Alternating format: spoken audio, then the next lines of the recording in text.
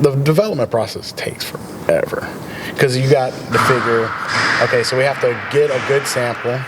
You want to wait for that one?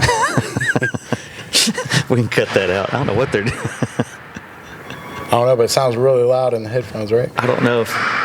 Oh, it's loud.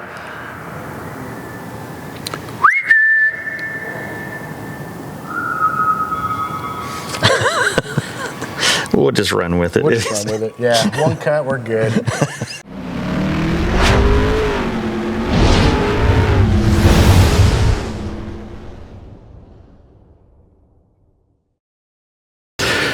All right, guys, we're back for another Modified Rides podcast. I'm in a completely different place this time than I usually am. This is not my office. This is not a regular garage. We're actually at Auto Metal Direct today down here in Georgia. And today I have Jason Chandler. What's going on, Jason? Hey, glad to be here. Appreciate you having me. So, Jason's kind of one of those behind-the-scenes guys, I guess you would say.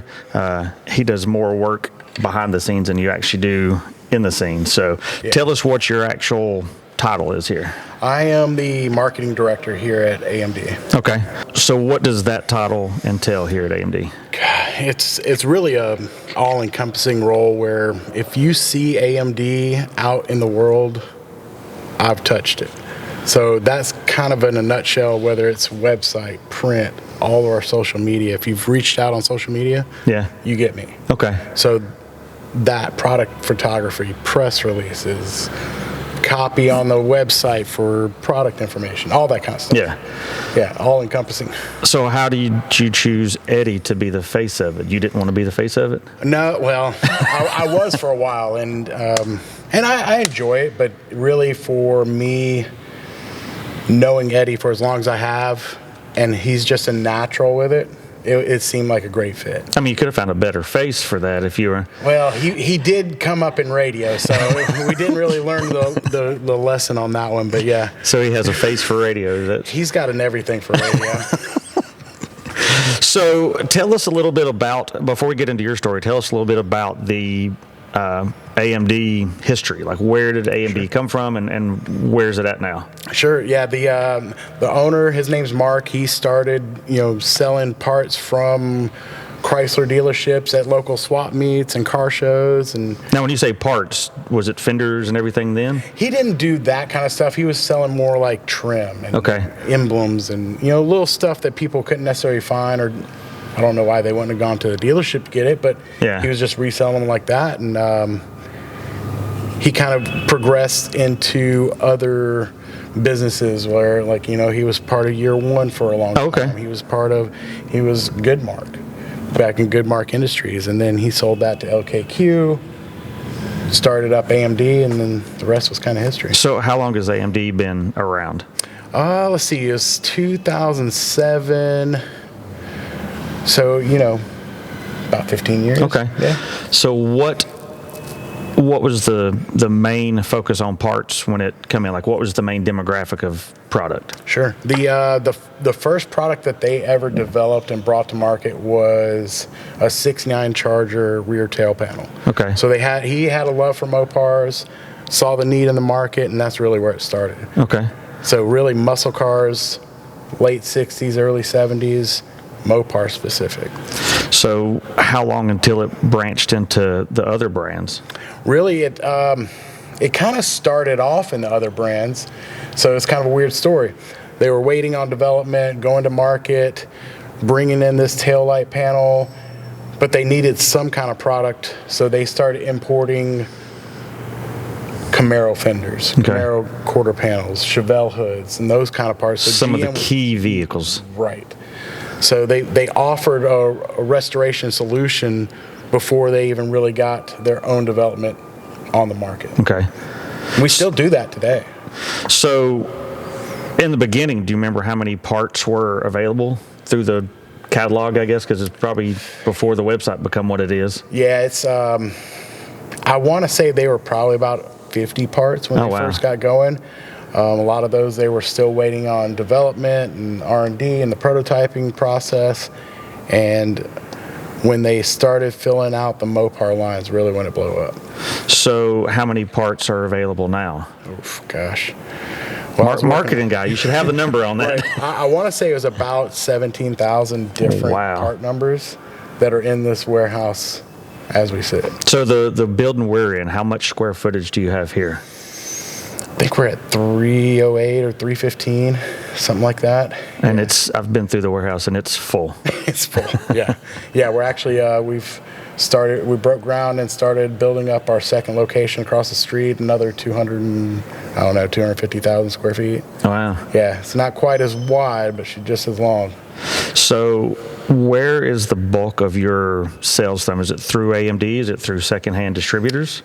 Man, it's really all over. It's both. I mean, we do a lot of business and have a lot of stocking dealers like Summit and Jeg and CJ Pony and LMC Truck, Speedway Motors. You name it, somebody's probably selling our parts. Okay. But then we do, probably 60% of our business is retail and through our website. Direct through AMD. Yep. So how did you get linked up with the company?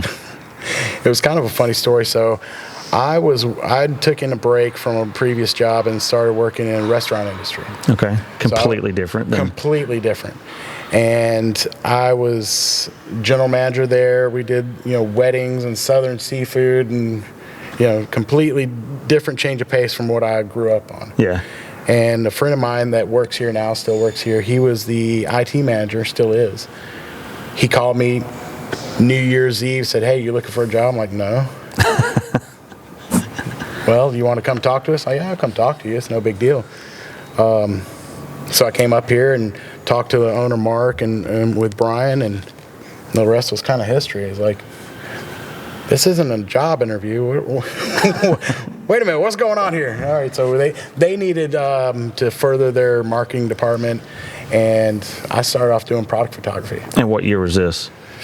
This was, it was just 7 years ago, so it would have been I'm not good at math off the top of my head, dude. So it's 25. 2018, 17? Yeah, 17. Okay. Yeah, so it would have been 17 New Year, and I started, that March of that year in 2018 with a pallet jack, a box, and some lights hooked up to this box going through their warehouse. I started with their glass and have developed into what we are today.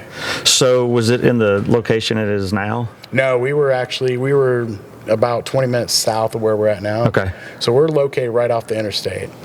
That's an interstate? Well, it's what's left of an interstate. I know when I made the 2.5 hour drive down here, it's like 95% 2-lane roads. Oh, yeah. So. Yeah, because you're coming from Tennessee. So North Carolina. North Carolina, yeah. Right.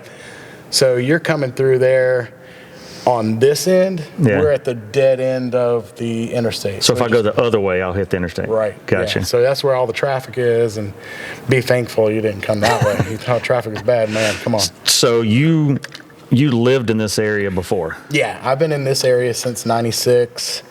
Grew up around the area. I've been in automotive since I was 16. So before we get too deep into the AMD world, I guess let's go back. What got your interest in the automotive world? Like, I know some of your background, but start before you got into the industry. What made you say, okay, this is something I want to be involved in? So I moved to Georgia from Gatlinburg. Okay. I went to high school for half a year in Gatlinburg. Moved here. The friends I made when I first got here, they were into dirt track, circle track racing. And that's really where it started. Okay.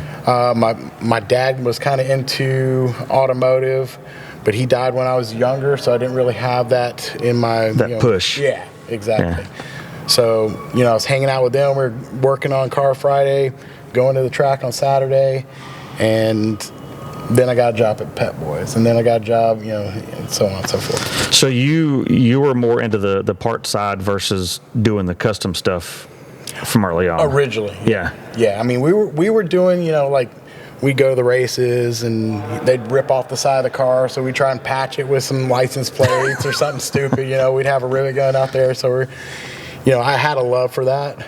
but I never really, developed it fully. So is AMD ever going to come out with the license plate patch panels? Yeah, we kind of got something like that. Yeah. Anybody looking for a fender for a Studebaker, we're always like, hey, check patch 1. It's a 36 by 24. Yeah. So I know you got into the automotive world and was there for a while. So after the Pep Boys and all that, tell us about where your career took you. So I was into mini trucks. Grew up a mini trucker. I was hanging around, and guys like, hey, come over here. We're starting. We've got this company. We need help. And it was called Audubon Wholesale. Okay. And they did mail order sales for the sport truck market. So that we were selling. What year was this? This would have been, let's see here, early 2000s. So that was being in the Atlanta area. You were basically the truck version of the Nopi. Yeah, exactly right. Yeah, we showed at Nopi a lot. We sold a ton of parts out there. I mean, when I was with that company, it was probably for 4 or 5 years. We didn't do a lot of shows, but man, we did national magazine. Like that was the heyday of the magazine industry. Heyday of the magazines. We would have 20, 25 pages fighting against, Joe Morrow and Chassis Tech and AIM Industries and Hal over at Godfathers and, all those guys with the sport truck scene, whereas sport truck, mini truck, trucking, all that stuff. So where did your career lead you after Autobahn? So I left there, and I went to Godfathers. So it was. See, I never knew until probably a year ago. Me and Eddie were talking. He said you were at Godfathers. I was like, well, I didn't know that. Yeah. That was. So it's kind of a weird story. So the web developer that hired me here, got me on at Godfathers, and I made that transition, and I was there for 3.5 years, and things weren't quite working the way I wanted it to at Godfathers. So I went to the restaurant industry. I had been working there part-time, just. And at the time, those that remember, Godfathers in this area was massive. Yeah. I mean, so. Yeah. When I was there, we did a lot of promotions, and we would do like Monster Jam, and we would do when WWE came into town, we would have John Cena at our place. Yeah. It was just nuts. I mean, there's people everywhere. So you learned the I guess the celebrity connection, like that aspect through that company, because I know you carry that over to your stuff at AMD. Right. Yeah, that was a big exposure to that kind of marketing for me. Because I've never had any kind of like formal training or gone to college. I don't have a marketing degree. Same way. I just kind of wing it, and if it gets the numbers, it does. If it don't, then we'll move to the next one. Right. Yeah. So that was a really good experience. So.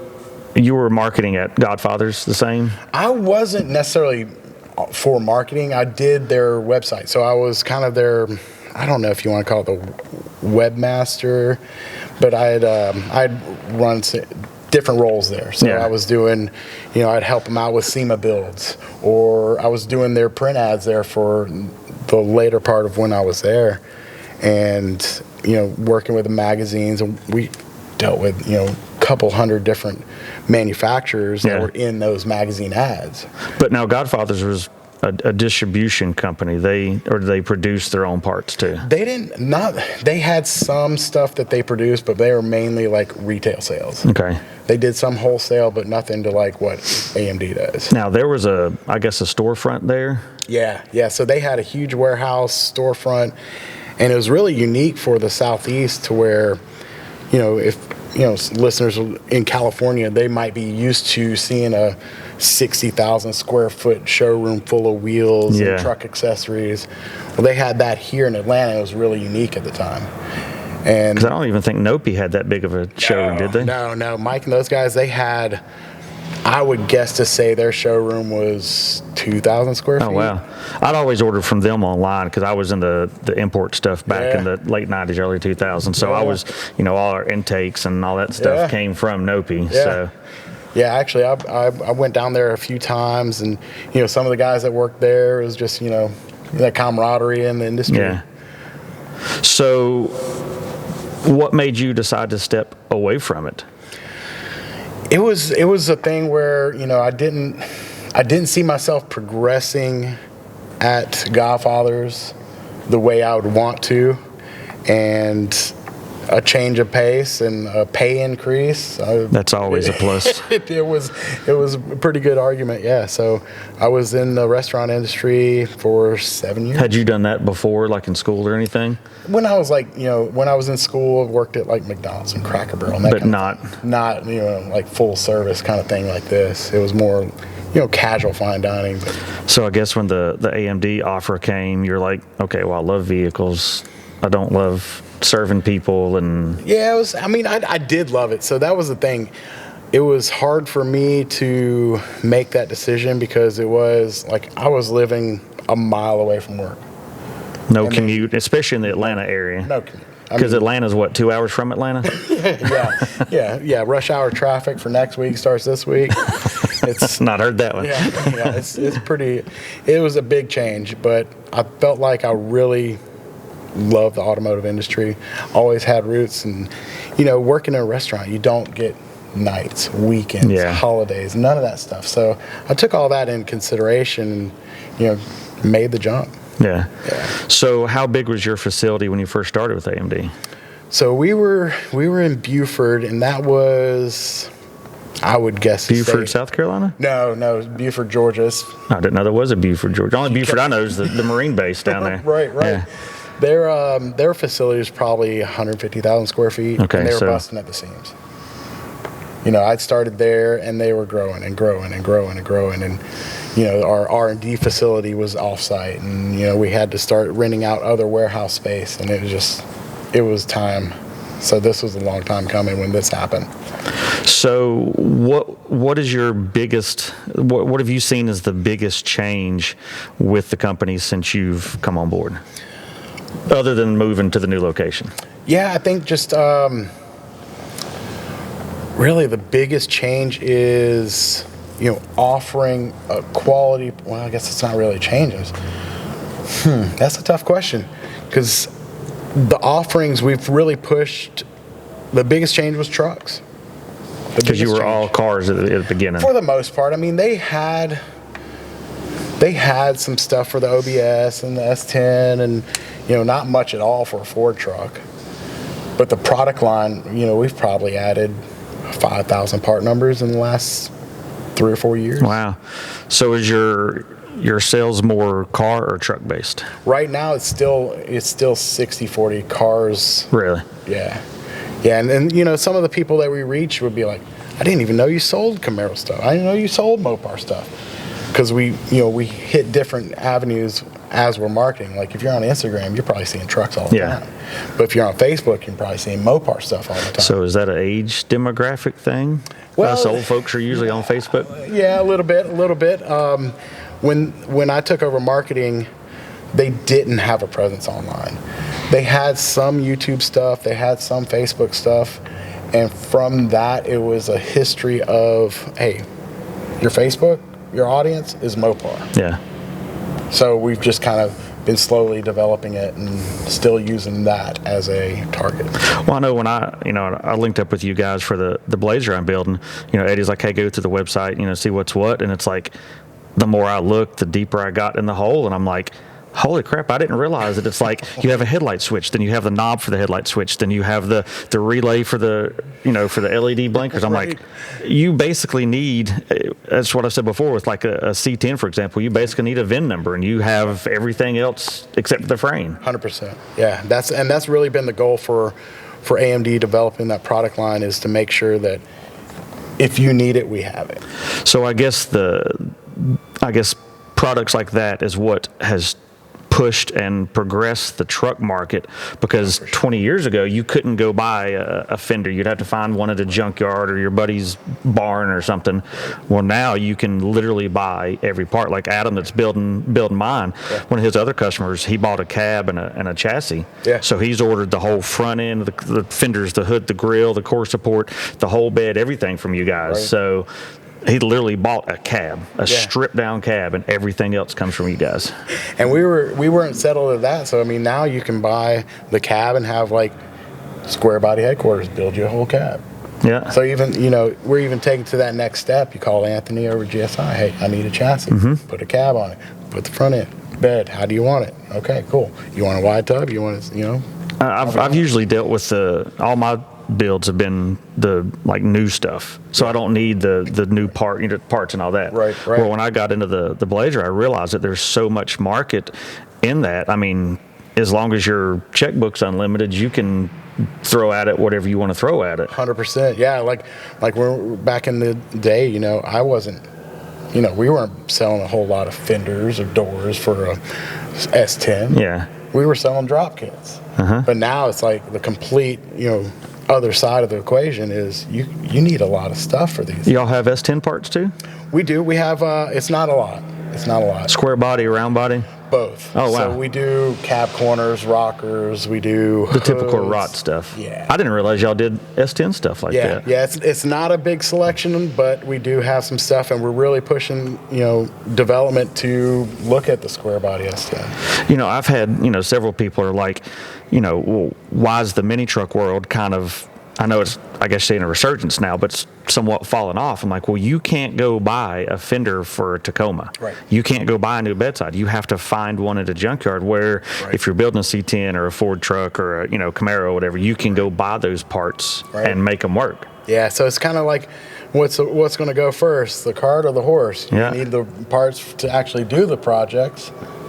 But you have to have the demand for those parts. Right. Like, I'm sure you've probably had one or two, but you don't get demands for a Tacoma fender. No, very rare. I mean, and I always tell all the guys on the R&D teams, hey man, I'm not saying there's not a demand for it, but the world I'm in, nobody's asking me for that. Now I might get somebody, every once in a while, oh, do you have parts for a Dakota, or do you have, Ranger parts? No, not yet, but I'll put you on the list. So what has been your fastest growing vehicle part-wise? I know y'all been doing a lot of the OBS stuff. Is that your newest, biggest? Really, for us, so it's kind of twofold. The square body has been huge for us. Yeah. And we've put a ton of time and effort into developing those parts and making sure that's, factory quality or better. But the OBS, I think, is taking off faster. We can't make new parts fast enough for that. We're working on complete bed assembly. Okay. So we've got the prototypes in for the bed floor, and then we're doing a wider tub selection for that. Like you did, yeah. We're just not. The development process takes forever. Because you got to figure, okay, so we have to get a good sample. You want to wait for that one? We can cut that out. I don't know what they're doing. I don't know, but it sounds really loud in the headphones, right? I don't know if... Oh, it's loud.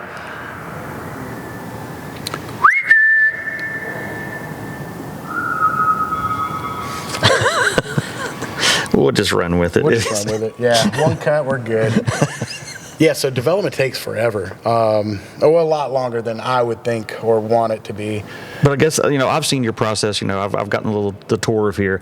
The way you take a vehicle, cut it, do the molds, bring it back, put it back together, send it back for tweaks. It's not a 2-week job. No, dude.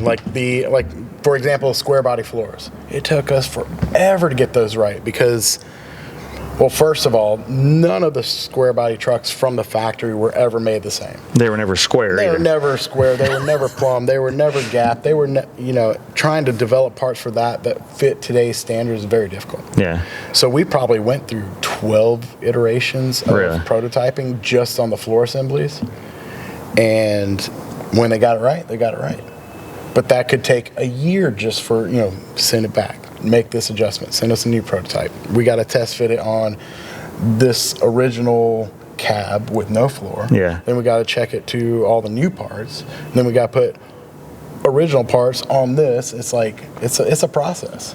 But that's what it takes to get it right. And the production team in here is not, you've got 1-2 guys that do the... Oh, yeah. Yeah. Walt, we call him Witset Walt because you don't hardly ever see him on camera. But he's the main guy that tears them down and test fits. Then we got 2 other guys that are part of the test fit team and development, and they do some of the smaller parts, like a lot of the interior stuff that we're developing. So it's not a big team, but then again, you don't need that because you're not, constantly an influx of new parts. Yeah. Where you need the team on the warehouse side and the shipping side and all that. Which I know when I ordered, I got my first shipment from you guys, and it was on a pallet, and the box was all stapled together, and it was wrapped, and like it was. I was like, wow, that's a nice. Eddie's like, well, make sure nothing's damaged and this and that, and you get it, and it's like this immaculate blue wrapped pallet was perfect. They put a ton of time and money into getting the parts in the best condition to you. Freight companies, they do what freight companies do. If you can tear it up, they will.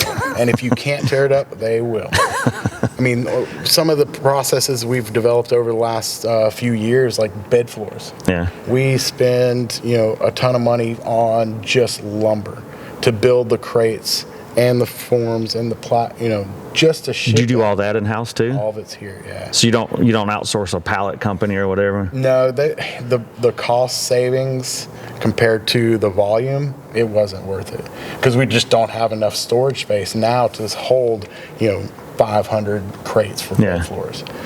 But just taking that and then doing like double boxing hood. So a customer might look at the website and currently it's $45 boxing fee. That box cost us $90. And it's staples. It's not right. It's staples. It's foam corners that are special made just for us. That's sent in, and so they get the hood box comes in a box that's got these corners, and I mean you got plenty of kindling, plenty of if you want to make a fort, you're good. Well, I know even when I got my parts, there's a couple boxes that had multiple parts in it, and there was a sticker on it that said parts inside, and I was like, oh, okay, that's what. That works. We try to make that as painless as possible for the end user. Yeah. So if you want to get parts, you're waiting on it, man, or if you're, like a shop, if they're waiting on these parts and their production team is ready to install it, it's got to get there right. Yeah. Now, it won't always, but we're doing. Stuff happens. Right. So, how is it when you have a vehicle like my Blazer that so much of it ties into the C10? I guess you just knew from the GM assembly side of it that like this marker light's the same, this fender's the same. Yeah, so that's a pretty interesting point for our development side. When we determine we're going to make like the wiper cowl for the early Blazer, we go through the history of, okay, let's look at the parts books. Let's see, were there any superseded parts where maybe they made a running change and the windshield nozzle's in a different spot, or it's got a different little bend in the actual wiper cowl. So we take all that into consideration, try and say, okay, this is a good solution for all of those. If it's a completely different thing, then we make something completely different. Yeah. Or to get into production numbers, how many are out there, do we see a demand, that kind of thing. But deciding what to develop, and we do a ton of research on GM part books, Mopar part books. We've got a guy that has a library. It's like probably 200 books or 200 manuals just of parts. It's like, where'd you find all this? It's like, this is museum stuff, right? Well, it's like, when we tore into mine, we looked up that around the back of the cab wasn't rotted, where the shell set wasn't rotted. Right. But I see people that'll buy a looks like a beehive because it's got so many holes and stuff in it, and they're still wanting to redo it. And it's like, where do you draw the line of this vehicle is too far gone when they make every part for it? Right. Yeah, it's really just depends on the end user, because we're definitely like, no, it's never too far gone. You look at like the 689 Charger. You can build one of those from scratch from our catalog. Square body. If you get a frame, you're good to go. So is it sentimental value? Maybe. Doesn't matter how much it costs? Probably. But all that development and those targets help the average guy where I don't need a complete back cab, but I need the bottom half. Yeah. Just cut off what you need. You're good. So with the availability of parts, do you think that has affected the price of stock vehicles now on all these classic vehicles? Maybe. Yeah. Because I know they've gone through the roof over the last 5-10 years or so. It's been absolutely insane. Because OBS back in the day, you could get that. reasonable price. It's real affordable. Now it's like, all right, you got to plan some stuff out before you go out buying something like this. Or like I even looked when I was trying to find a Blazer, I'm like, that's a rust bucket, and they still want $30,000 for that's a $3,000 vehicle all day long. Yeah, there's no way. If it was a running truck, it was $1,000 back in the day. Yeah.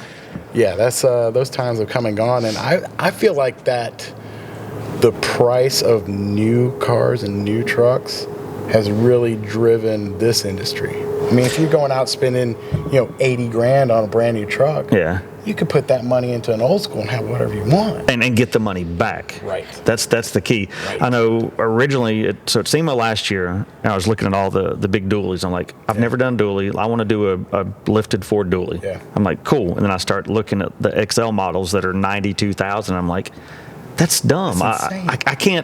I can't do $92,000 on something and then throw another $100,000 at it. Like whether they're sponsors or not. Right. You'll never get it back. I mean, then at the end of the day, you're going to turn around and sell it for $75,000, and it's a $250,000 truck. Right. But then you look at the classic stuff. It's like I think, like when I went to Triple Crown last year, Hills brought 4 or 5 of the Blazers, and I was like, I've always liked these, and like. We went back several times, and my wife's like, well, you've already looked at these. I'm like, well, I really like them. Like, see what's what.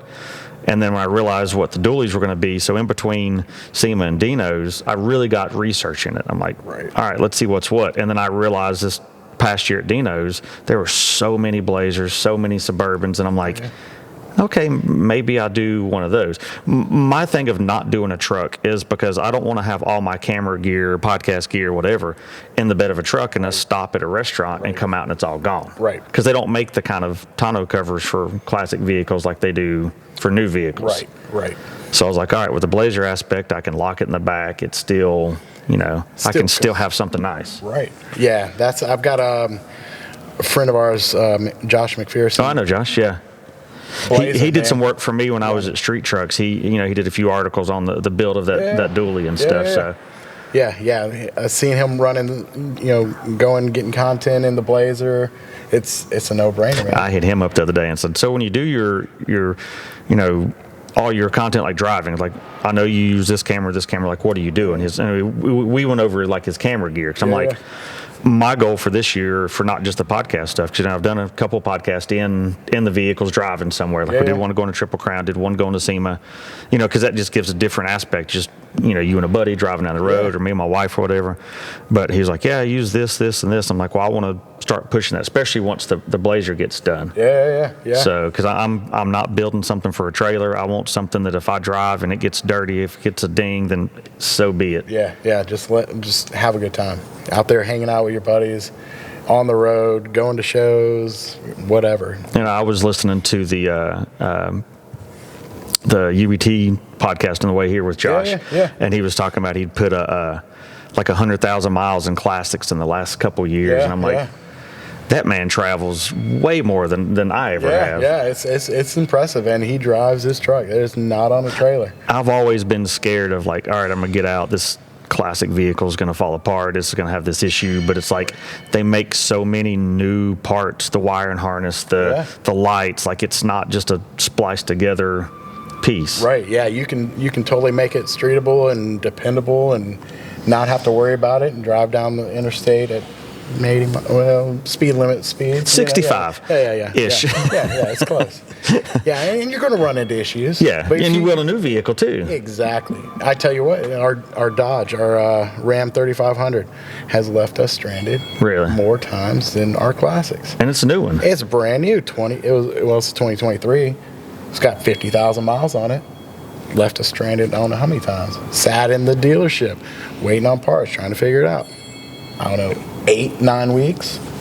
They're still paying on that thing, right? Yeah. It's I think that those aspects, and it's pretty common, drive the classic truck industry. Yeah.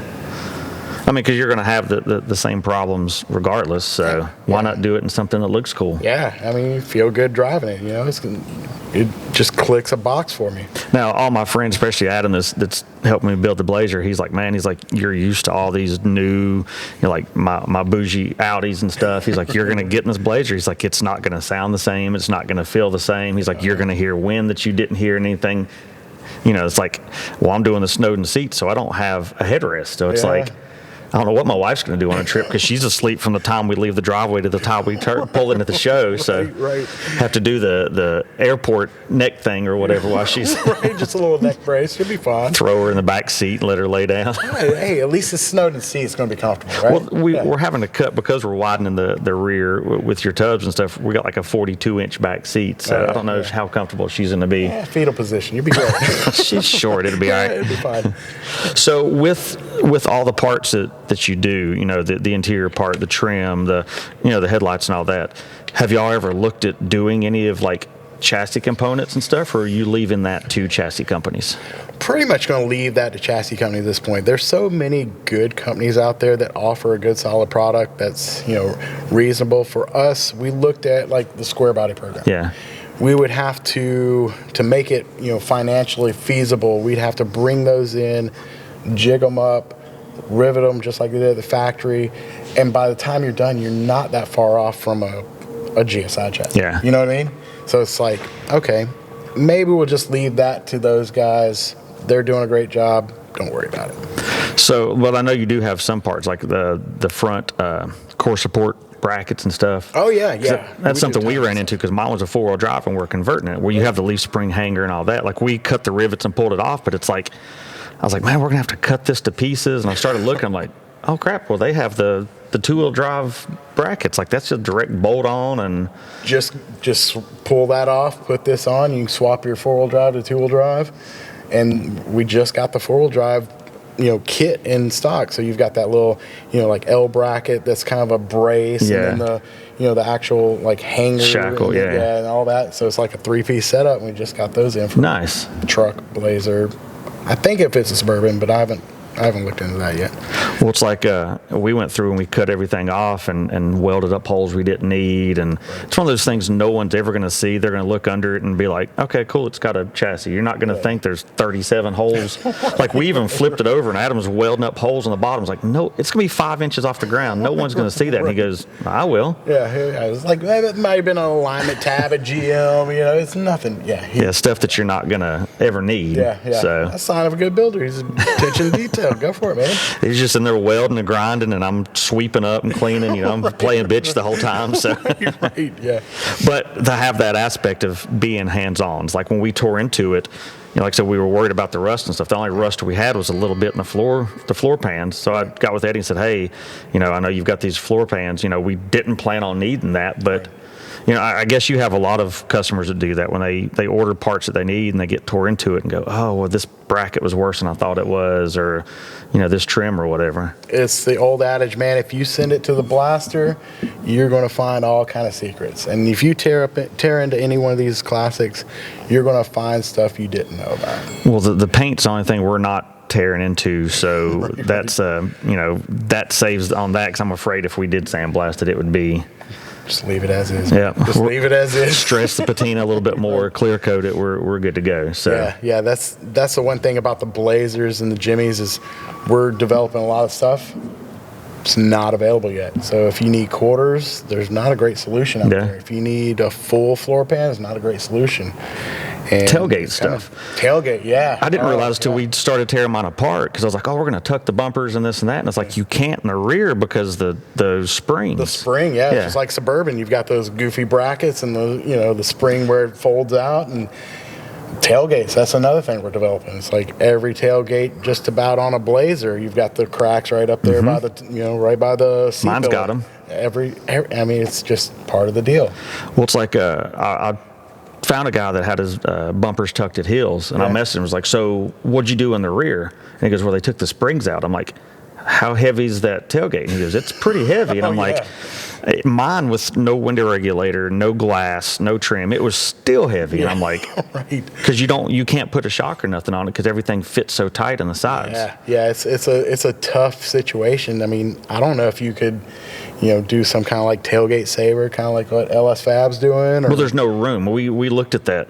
Oh, yeah. Because the tailgates fit so tight because it's a whole because it needs wide enough for that glass. Right. Yeah, because it's a deep tailgate. Yeah. Is yours manual or electric? The whole thing was manual, but I've got a power going in right it. on. Yeah. So I got with a New Relics, and they have the full wired and everything plugs. Yeah. So they make a nice product. So we're doing that. Like there's a few creature comforts power locks.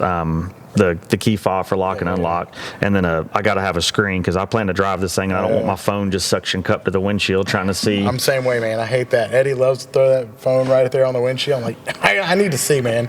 Well, he's got a flip phone though, don't he? It's like the Zach Morris brick phone. It's not quite upgraded to flip phone yet. Yeah, he's pretty analog. That was my thing. It's like, well, I want to do a console because all those consoles, like, you can't put your arm on it. Right. So I wanted one higher, and I was like, well, then I might as well put a screen. Right. It's going to take away from some of that quote unquote classic look, but you got to have something that's modern. It's worth it. I mean, you've got a lot of classic going on the outside. Yeah. Bring some comfort inside. Yeah. So where do you see the parts production growing with AMD? Like, what do you think is your next big phase other than the new building? For next big phase, I would say for AMD is, looking at Fox body, looking at G body, looking at the 3rd gen Camaro. And then, what are we doing with the NBS? Are we going to develop that more? So those are, the main ones we're looking at. We got a lot of stuff in Ford, like the 80 to 96, where it's brick nose, bull nose. Yeah. We've got stuff in development for that. So that's. Does anybody currently making parts for those? There's a couple people that offer the Ford truck stuff. There's not a lot of options for Fox body. There's some older development for G body it's more crash parts. And we really try to avoid that kind of development. Yeah. We're not looking to save money. We want to make sure that you're getting a quality product.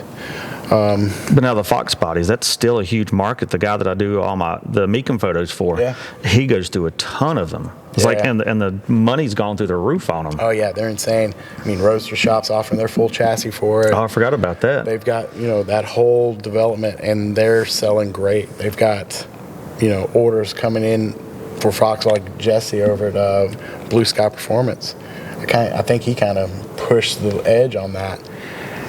But the restoration parts, you're seeing a lot of the drag cars being converted to street cars, and the guys we want a console, we need glass, we need quarter panels, we need fenders, that kind of thing. So it's definitely something we're looking at, and maybe that's the next step. But like you said, it takes a year or two to get that stuff into production. Yeah. I mean, some of the stuff you got to start 7-10 years ahead of time. Oh wow. Yeah, it's a long process because you can only develop so many parts at a time, and you really got to say, okay, do we start at the base, floor pans, trunk floors, then we move into quarter panels and that kind of thing, and kind of feel out the market. What's the market accepting? Yeah, it's the main reason we never really got heavy into Mustangs. Ton of Mustangs out there for the classics, but the parts that are available are so cheap, it's hard to compete. Yeah, I mean, can we offer a quarter panel for a 69 Mustang at $300 more than what the other guy's selling it for? Yeah, it's going to be way better quality, but 90% of those people are going to be like, I'll just do the cheap one and hope for the best. Right, and that's kind of where we've stood on that. But developing that line would take us 5-7 years because you start at the floor, and then you do quarter panels, and it's a progression. Have you ever put something into production or into the R&D side of it, and then by the time it hits the market, that fad or whatever is past? Yeah, we've had some non-winners. Yeah, but we're still trying to push those markets. Like we've had some of the AMC stuff. Javelin, and that at one time was big. Yeah, there was a good following for it. I go to a lot of events. I don't see a lot of them. You might see some out at Good Guys. You might see some at NSRA, but on a standard level, I don't see them at the local car shows. So I don't know. Maybe it's something to come back. We've got some stuff for you. until then, we're going to focus on this over here. She building fenders for K cars. Yeah, no, not this time. Yeah, maybe a Dodge Caravan. That was a pretty popular thing. Dodge is coming back with the Hemi, so maybe somebody do a mid-engine mount Caravan. Or I saw that they were going to do all electric, and then decided to bring back the Hemi. It's funny how that works, huh? Mm-hmm. Oh, it's all electric. Well, what do you mean we can't do what we want to do with that? So. Oh, yeah. Okay, so we lost our market share. We need to bring that back. Okay, cool. So you talk about going to a lot of shows and stuff. So how have you personally seen the custom vehicle scene change in the last couple decades? I think there's been a hard push or a big push for more and more quality. Like you see one guy and one builder in one shop putting out something that's amazing, and then you go to the next show and they're getting topped, and then the next show look at Dave and his crew with the 12 Air, unbelievable. They've got a lot of years and a lot of development, and that's a badass car. And for that bar to keep getting raised, I think that's what I've seen in the last 10, 20 years, where that bar keeps going up. And it never gets cheaper. It's like, I guess the technology of 3D printing and 3D scanning and all this stuff, like I've brought it up on other podcasts, is like at Triple Crown, there were multiple $1 million+ vehicles there, where 10 years ago, $1 million vehicles like at the Course de Elegance or whatever, like down in St. Augustine or something. Like it's the only place you'd ever see them. Right. And it would be some rare 1920s Rolls Royce or something. Right. Now it's a CUDA or something. Oh yeah, we were like Triple Crown last year. We're out, filming AMD Garage, and I've got Kevin and Eddie. We're just scrolling through the show field, away from all the builders and the manufacturer midway and that kind of thing. Yeah. And there's a Riddler winner sitting out here next to the fence. I mean, granted, it was several years ago, but there's a Riddler winner out here in the outfield. And not up in the pit row. Yeah. We're on the nosebleed, man. It's like, I can't believe that they brought the 12 Air and didn't have any kind of rope, nothing, people all around it. I'd been terrified.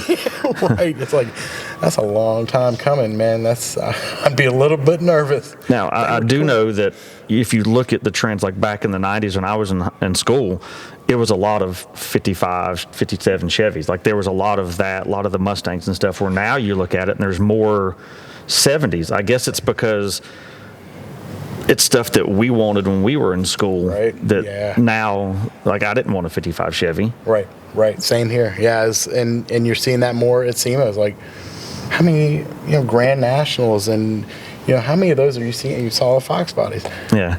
That is what drives this industry. Because, I was thinking about the other day, is like a really nice Model A. Yeah. Are those going to, is the next group of guys going to want to restore that or hot rod that? No. It's or a 32 Ford. Like that's, if you see a 32 Ford pulling the show, you're like, man, that thing's 30 years old. Yeah, like it's been done forever.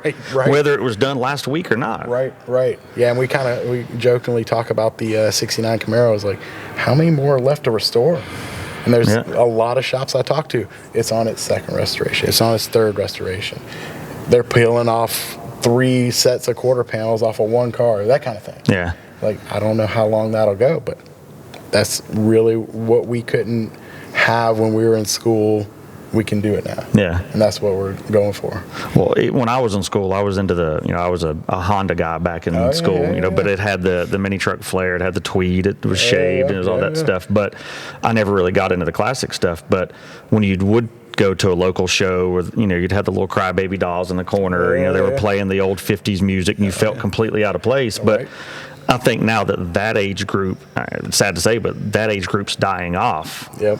And then we're doing the stuff we're doing. Well, with like my daughter being 24, what is that age group going to do? Are they going to be building, 04 cars or something? Like what's the market going to do? I mean, if somebody's willing to repop 92, 95 Civic parts, you might be onto something. I'm just saying. But I mean, I know that market's gone stupid for sales and stuff. Yeah. What was it, that one CRX that was like $70,000? And I'm like, I had $1,500 in mine. Yeah. I've had 5 CRXs in my time, and I really want another one.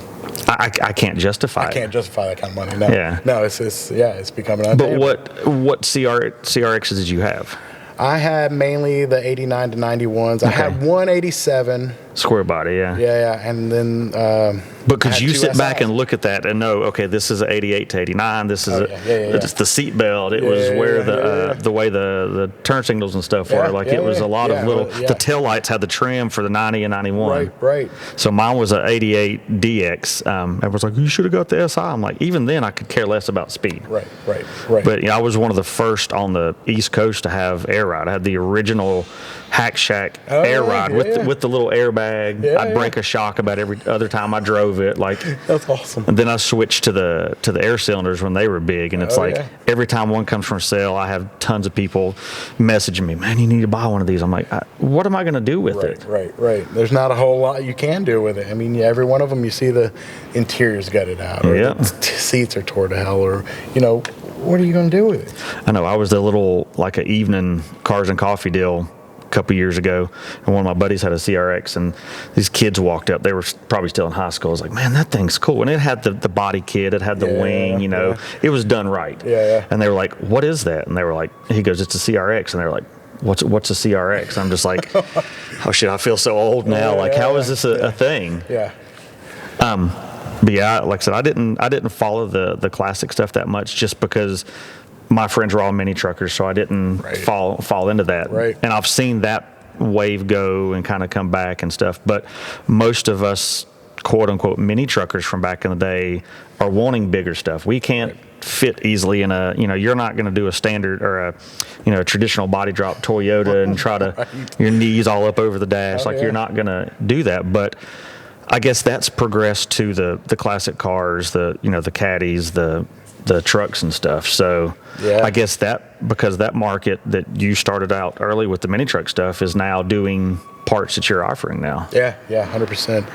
It's not, you're looking for a little more comfort and looking for what, back when I was with my Nissan hardbody, I had, a 300ZX rear end. I had, I was doing the SR20 swap on it, and, that kind of thing. I don't want to ride in a standard cab hard body anymore. Crew cab, 4-door dually OBS. That's great. So you had vehicles like that. Do you have any vehicles now personally that you have? I'm working on a 66 C10. Okay. I got that just by dumb luck. It came out of New Jersey that I found here in Atlanta. It was an old dirt track push truck. So if a car broke down, they'd fire this thing up and push it off the track.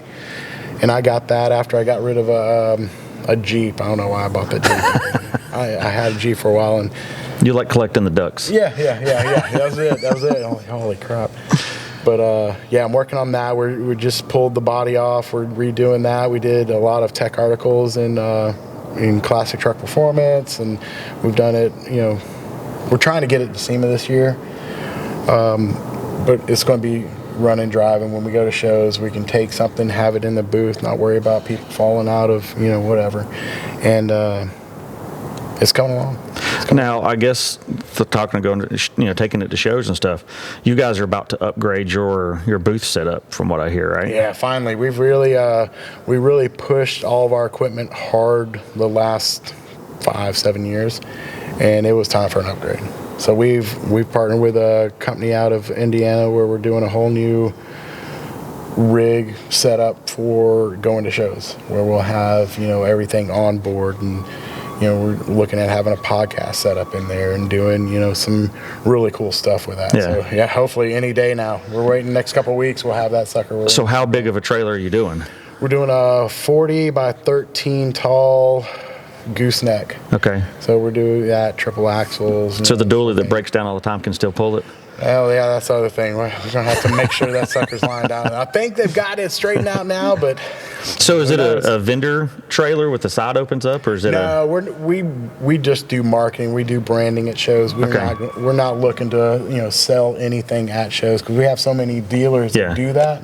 Thank God. So I guess it'll have the awning off the front like the race trailers and stuff? We're looking at that. We're probably going to do a small awning or bit more of our tent setup. So we had a lot of success doing that. So doing 2 or 3, 10 by 20 tents and then flags off the whole dog and pony show. I didn't know if you were going to set it up more of like where Toyo or Nitto would show up and they have their rig with the big awning. And we talked about that, and you've met Eddie. Yeah.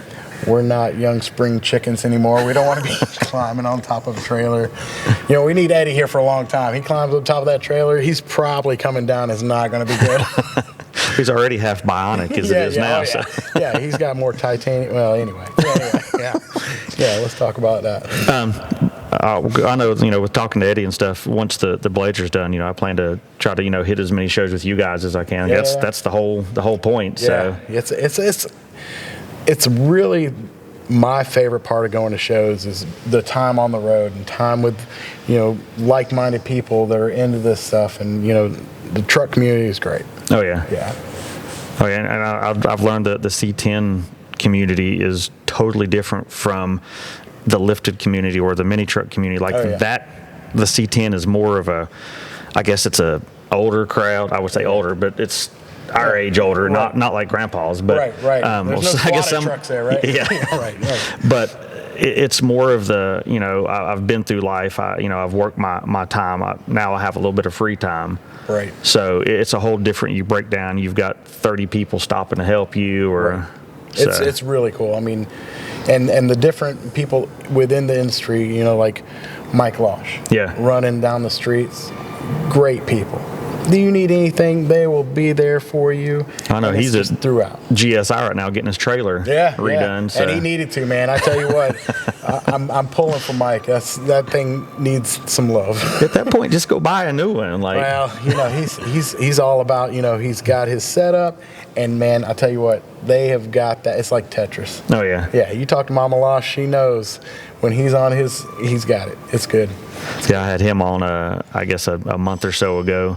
Talking about some of the stuff they were changing and adding in and all that. So I guess you guys, thinking of that aspect, you guys work with some of these aftermarket companies pretty well. Yeah. Speaking of slosh tubs, we've been partnered with them. All their battery trays they offer. We just developed a new hood release cable that they can tuck it in with his setup. Nice. And it's hidden away. It's no longer, across, that's been, quite a while developing that. Yeah. But it'll be OBS, do the square body, the early, the late, just pull hood release, just nice. like factory, and it's got the extra length and all the fittings where it fits like factory. So tell everybody how they find AMD online and on social media and stuff. Oh, yeah. So it's autometaldirect.com. On the website, you can find all of our stuff there, or any social media. We're on all the major platforms at Autometal Direct. You got Eddie dancing on TikTok? We try. Those always fail, man. I mean, we've tried it. He's maybe you should try to do it. Yeah, listen, I can take by example. This is not the way we need to be doing things. But yeah, it's fun. And I know you guys are pretty interactive with your followers and stuff. You like to share and collaborate and that kind of stuff to tie into the community, whether it be the classic car, classic truck industry. Like you're tied in. Yeah. I mean, if it's a customer or somebody that's supporting us, I'm always sharing stories, collaborating with their stuff, getting in front of our audience, and introducing your audience to our audience, and that kind of thing, and building community.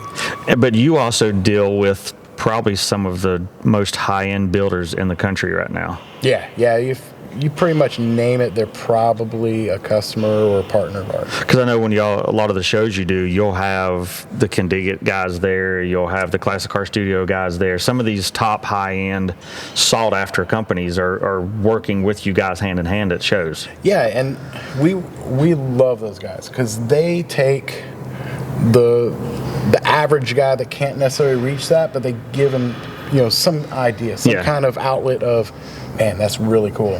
I want to maybe get into my truck a little bit. And, it makes it the unapproachable approachable because they're such good guys. Well, thinking of guys like that with the whole Motor Trend thing being basically everything pulled off TV. Yeah. The magazine is not what it was, like we said, 20 years ago. It's a whole deal. As you in marketing, where do you see the advertising space transitioning to? Is it podcast? Is it, social media stuff? We've been heavy pushing on social media. We do all the the Google search and SEO and working with Bing and all that stuff. But social media is our big push. Yeah, that is absolutely our biggest push. And bringing Motor Trend stars that were on TV and trying to help them with their YouTube channel. Yeah. And, kind of replace that exposure for them. And if we can help them out, that's what we do. And that's really what we focus on is social media.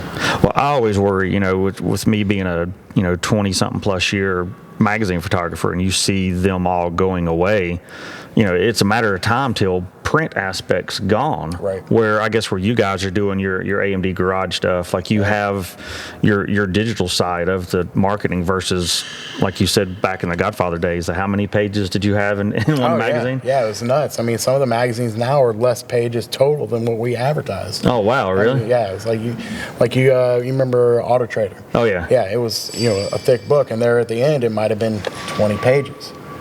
Well, hell, back in the day, we were running more than 20 pages in Trucking Magazine, Everybody used to complain, like, oh, it's a catalog. And it's like, well, how do you think they afford to do these magazines? It was a lot of money spent on that advertising because it worked. Yep.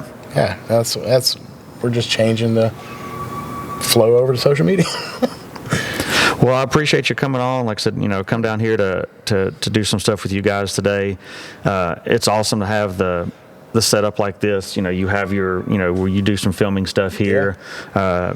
I'm sure you guys have heard in the background. You have the forklifts beeping and stuff. Like we're part of the warehouse is where we're sitting now. Yeah. So this is a working site. We're busy in here. We don't know how much of that's going to come through on the microphones or not, but we'll see. So. Or do you have pages that people can find you on other than the Autometal Direct stuff? Yeah, I'm not on my social. I'm on social for work so much, but you can find me Jason Chandler. Okay. ATL, I think, is most of my stuff. You think you don't even know your own? I don't. Man, it's Autometal Direct is what you're. Yeah, somebody will text me, "Hey, I messaged you on Facebook." I'm like, I ain't checked in like 3 weeks, dude. I don't know what you're talking about. All right. Well, I appreciate you coming on, man, and we'll let you get back to doing your work today. Hell yeah. Appreciate it, man. All right. Yeah.